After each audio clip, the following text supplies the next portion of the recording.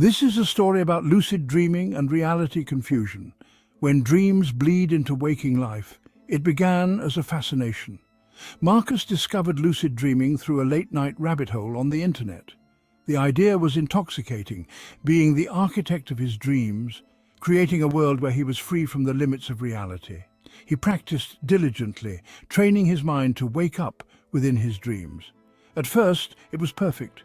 He built cities from his imagination, stood atop mountains that pierced the stars, and spoke with people he hadn't seen in years, some long gone. His favorite dreams were the ones where time stood still, where he could stay in a moment forever. The lines between dream and reality began to blur, but Marcus didn't care. He was in control, or so he thought. The first sign that something was wrong came one quiet morning. Marcus woke up certain he had left his bedroom window open the night before. He remembered the cold breeze brushing against his skin. But the window was locked, the latch coated in dust, as though it hadn't been touched in years. Then came the faces. In one dream, a woman with silver hair stared at him from the edge of a forest he had conjured. She didn't belong there. He was sure of it. He hadn't created her, and she didn't behave like the other dream characters. "You're not supposed to be here," she whispered, before vanishing into the mist. He woke in a cold sweat. A week later, Marcus saw her again, this time on the subway. She stood across from him, clutching the same weathered book she held in the dream. He blinked, and she was gone.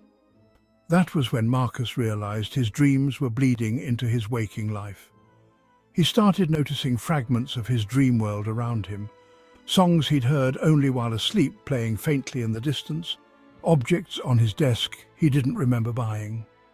At first he convinced himself it was exhaustion, his mind playing tricks. But the bleed grew stronger. One night in a lucid dream, Marcus encountered his doppelganger. It wasn't a perfect copy, its face was blurred, its movements uncanny.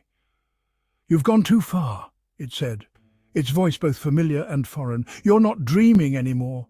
He jolted awake, or thought he did. His room looked the same, but the clock ticked backward. His reflection in the mirror didn't move. The silver-haired woman's voice echoed in the air. "Are you sure you're awake?" Marcus stopped trusting anything after that. Was the person who greeted him in the mirror real? Were his co-workers laughing at his jokes? Or was that another layer of the dream? Every moment felt fragile, like glass ready to shatter. He tried to stop lucid dreaming, but every time he closed his eyes, the silver-haired woman was waiting. And now, even when his eyes are open, he isn't sure she's gone. This is the danger of venturing too deep into the mind's forbidden corners. When dreams bleed into waking life, you might not wake up at all.